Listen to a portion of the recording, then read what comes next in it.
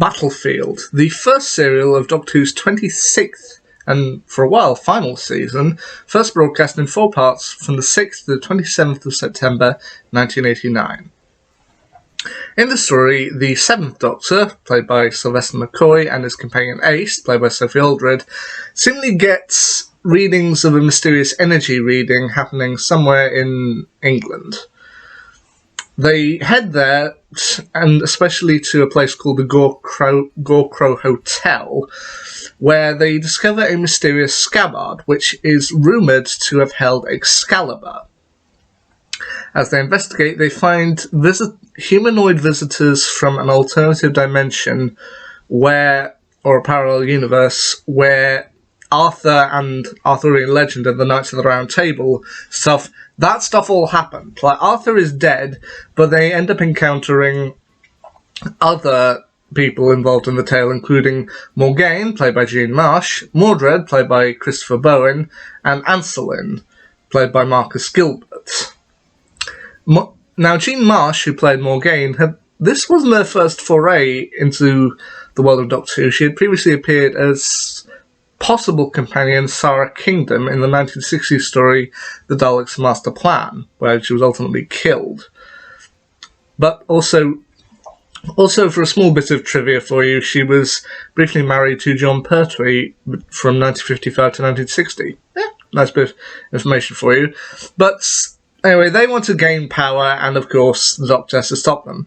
Especially as they believe the Doctor to be like the reincarnated form of Merlin. Right. They believe he's Merlin, and the story is very good at pointing out that the Doctor could be Merlin. I mean, this for him is all taking place in the future, so at some point he could become the Merlin of their dimension. Now, but he does also have a few obstacles of his own to deal with, including one Brigadier Winifred Mambera, played by Angela Bruce, who is very much that stereotype of the woman in the military who's so tough and so hard as nails that people greet her as Sir. Like, maybe there are women in military like that who do command that sort of level of authority, but it has become sort of a cliche. But they're not alone in this, because they do have someone else on their side. As I said, Anselin, played by Marcus Gilbert, he turns out to be a pretty good guy. He believes the Doctor to be Merlin and says that they're looking for Arthur's tomb so that Arthur may rise again and they may save him. But they've also got the help of the other Brigadier Alistair Gordon Lethbridge-Stewart, played once again by Nicholas Courtney. Now, Brigadier Lethbridge-Stewart at this point in his life is supposed to be retired. Like, he and his wife, played by Angela Douglas, Doris, they are just enjoying retirement, basically picking up plants at the local gardening store, taking them back to their England home to plant and just enjoy life. To which, when Unit calls up the Brigadier, he's like, "Gentlemen, I've retired. It's rather urgent, sir. I don't care. I'm retired. The Doctor is involved. Yeah, I probably better go and take a look." To which, I love that. To which, I love it when a Doctor and a Brigadier get to meet. Like, just when the Brigadier ultimately meets the Doctor in a spaceship underneath the lake, he goes, "I just can't let you out of my sight, can I? Brigadier Alistair Gordon Lethbridge-Stewart. You recognise me then?" "Oh, of course. Who else would it be?" Which, I love that. Now, I also... One of the other things I want to mention is one of the other creatures they bring with them is the Destroyer, voiced by Marek Anton, who is a creature that's seemingly bound by silver chains, and Morgaine says that basically if they don't give her what she wants, to which they want to retrieve Excalibur, then she'll release the Destroyer. And one thing I will mention about the Destroyer is I think it's pretty actually impressive costume work and pretty impressive kind of makeup work done with the face of the Destroyer. Like, a lot of the Doctor Who costumes from the 60s to the 80s, you can look at them and go, yeah, it's cheap, but it does fit in with the time. But the makeup work on the Destroyer is legitimately impressive. Like, there were points where it looked like a real creature, and even though I knew it wasn't, it was impressive. The story also was one of the ones that nearly ended in very dire... well, not ended, but very nearly had some very dire circumstances, to which the end of part 2, Ace is supposed to be sealed inside a pod that is flooding with water, and the Doctor eventually saves her by managing to fire her out, so that she emerges from the lake with Excalibur and is effectively the Lady of the Lake.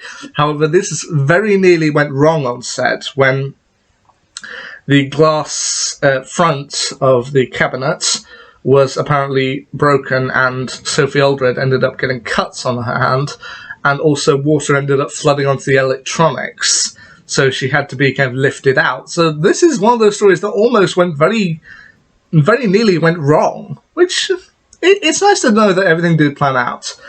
And the other thing that I feel I should mention about this story is it features the return of Bessie, the big yellow car used mostly by the Third Doctor. And I think, but I'm not quite sure, don't quote me on this, I think the last time Bessie appeared was in Planet of the Spiders back in 1974. So to see her once again back in 1989, it is nice to see her. To which, when the Doctor asked the Brigadier if he's got a helicopter or something fast on hand, he's like, haven't got a helicopter, but I've got the next best thing, to which he brings out Bessie, to which Ace spends almost the entire story kind of laughing at the Doctor, but when she sees how fast Bessie can go, that's nice to see. I also do find the ending rather humorous. I mean, without going into too much here, a little bit of spoilers here. When Morgaine and Mordred find out that Arthur is dead, and that basically they're never going to get to see him again, both seemingly give up and are taken away by Unit. To which, yeah, sorry about that, spoilers. Which there's also a point when it's briefly believed that the Brigadier himself might have been killed, which the Doctor is distraught about, for which I think, from the story Mordred Undead, he believes that the Brigadier is meant to die in bed, which one Brigadier goes, I'm not actually dead, you know. Which I know, I find that humorous, but I also find the ending of this particular story very humorous, and you know what, I love it for that, which is that they're back at the Brigadier and Doris's house, and they're just kind of going over the events. The Brigadier, the Doctor, and Anselin are talking, going through it all, and then suddenly Doris comes out of the house, and when the Brigadier asks, where are you going, darling? He's like, oh, I'm going out for a night with the girls. A.k.a. Ace, Li Shu Ying, played by Ling Tai, a young girl who the Doctor and Ace had met throughout the story. And she's going out with Ace, Shu Ying, and also Brigadier Bambera, to which they're taking Bessie and they're going out for a night in town, and the Brigadier goes, what about supper? It's like, oh, that's a good point, actually. You know what, have something really lovely and delicious for when we get back. Which the girls go speeding off in Bessie, which the Doctor and Anselin and the Brigadier, Anselin and the Doctor all kind of look at each other, rather confused by the situation, like, mad girls. Like, you know how to use a lawnmower, Anselin? To which the Doctor quietly remarks, I'll make supper.